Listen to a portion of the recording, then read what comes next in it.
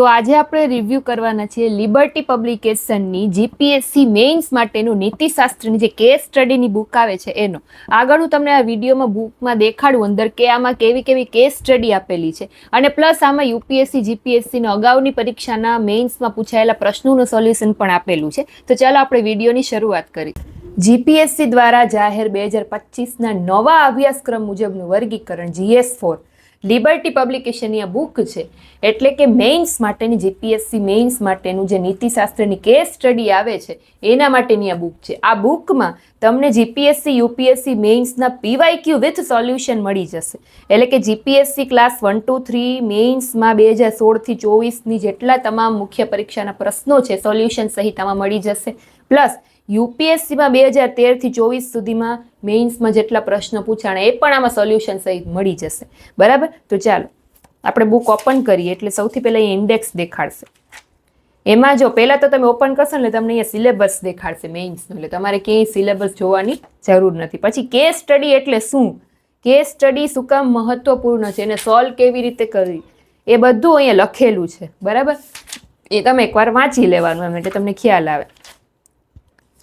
Case study solve કરવા માટેનું સામાન્ય માળખું કેવું હોવું જોઈએ, કેવી રીતે તમારે લખવાનું એ પણ અહીંયા શીખવેલું છે. બરાબર, હવે જો અહીંયાથી શરૂ થશે યુપીએસસી કેસ સ્ટડી.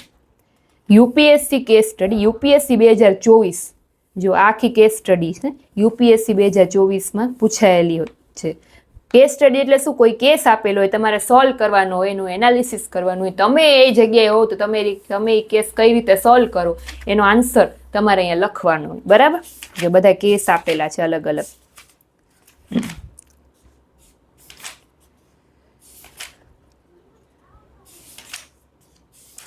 જો કેવી રીતે આન્સર લખવા પોઈન્ટ વાઇઝ, મુદ્દા વાઇઝ એ પણ અહીંયા સમજાવેલું છે.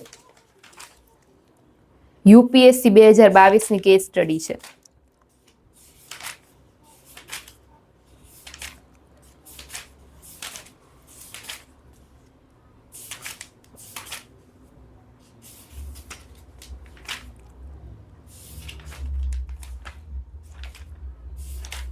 જો યુપીએસસી 2020ની કેસ સ્ટડી.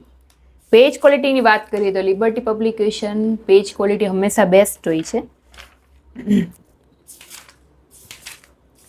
જો અલગ અલગ કેસ સ્ટડી છે, કોઈક નાના કેસ હશે, કોઈક મોટા કેસ હશે. જેમ કે જો યુપીએસસી 2019ની એક કેસ સ્ટડી છે કે એક વસ્ત્ર પરિધાન બનાવનારી કંપનીમાં ખૂબ મોટી સંખ્યામાં મહિલા કર્મચારીઓ કામ કરી રહી છે, જેનું વેચાણ વિવિધ પરિબળોને કારણે ઘટી રહ્યું છે. કંપની છે એક પ્રતિષ્ઠિત માર્કેટિંગ એક્ઝિક્યુટિવને કામે રાખે છે. એ ખૂબ જ ટૂંકા સમયમાં વેચાણની માત્રા વધારી દે છે. જો કે કેટલાક પુષ્ટિ નહીં થયેલા અહેવાલો સામે આવે છે કે આ વ્યક્તિ કામના સ્થળે મહિલા કર્મચારીઓની જાતીય સતામણી કરી રહ્યો છે. થોડા સમય પછી એક મહિલા કર્મચારી એની જાતીય સતામણી અંગે આ માર્કેટિંગ એક્ઝિક્યુટિવની સામે મેનેજમેન્ટમાં ફરિયાદ નોંધાવે છે. કંપનીએ તેની ફરિયાદને ધ્યાન પર ન લેતા એણે પોલીસમાં FIR નોંધાવી. આ પરિસ્થિતિની સંવેદનશીલતાને ગંભીરતાને ધ્યાનમાં રાખી અને કંપની દ્વારા આ મહિલા કર્મચારીને સમાધાન કરી લેવા માટે જણાવવામાં આવ્યું, જેમાં તેને તેની ફરિયાદ અને FIR પાછી ખેંચી લેવાના બદલામાં અને માર્કેટિંગ એક્ઝિક્યુટિવ આ કેસમાં સંકળાયેલ નથી એ મુજબનું લેખિતમાં જણાવવા બદલ ખૂબ મોટી રકમ આપવાની લાલચ આપી. તો આ કેસમાં સંકળાયેલા મુદ્દાઓને ઓળખો અને આ મહિલા કર્મચારી પાસે કયા વિકલ્પો ઉપલબ્ધ છે. હવે આ મહિલા કર્મચારી શું કરી શકે, શું સાચેને કેસ પાછો લેશે, તો એ આખું કેસનું તમારે એનાલિસિસ કરવાનું. તમે એ જગ્યા હોય તો તમે શું કરો એ રીતે તમારે આખું વિચારવાનું ને પછી આવી રીતે જો એનાલિસિસ કરેલું છે કયા કયા મુદ્દાઓ ધ્યાનમાં લેવા જોઈએ. આને કહેવાય કેસ સ્ટડી. બરાબર, મેં એક કેસ તમારી સામે વાંચ્યો.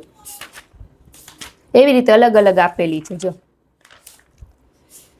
યુપીએસસી 2018,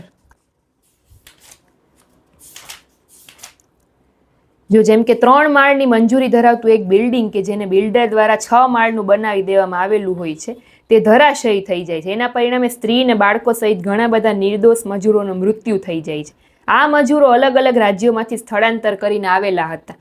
તો સરકાર તરત જ પીડિત પરિવાર માટે રોકડ રાહતની જાહેરાત કરે છે અને બિલ્ડરની ધરપકડ કરી લે છે. હવે દેશમાં આ પ્રકારની ઘટના કેમ બની રહી છે અને કારણ તમારે આપવાના છે અને ઘટનાને કેમ અટકાવવા એના માટેના સૂચનો આપવાના. તો જો આ રહ્યો આખો એનો આન્સર છે. એ તમે આ બુક પરચેસ કરો એટલે તમને ખ્યાલ આવશે. તમારી ઘણી બધી પ્રેક્ટિસ કેસ સ્ટડીની આ એક જ બુકમાંથી થઈ જશે. એટલે પછી શું તમને પ્રેક્ટિસ કરી લો ને એક વખત તમને આન્સર લખતા તમારી મેળે આવડી જાય. પછી કોઈ પણ ગમે એવી કેસ સ્ટડી આવે ને તમે તરત જ સોલ્વ કરી શકો, પણ તમારે પ્રેક્ટિસ કરવી પડે એના માટે.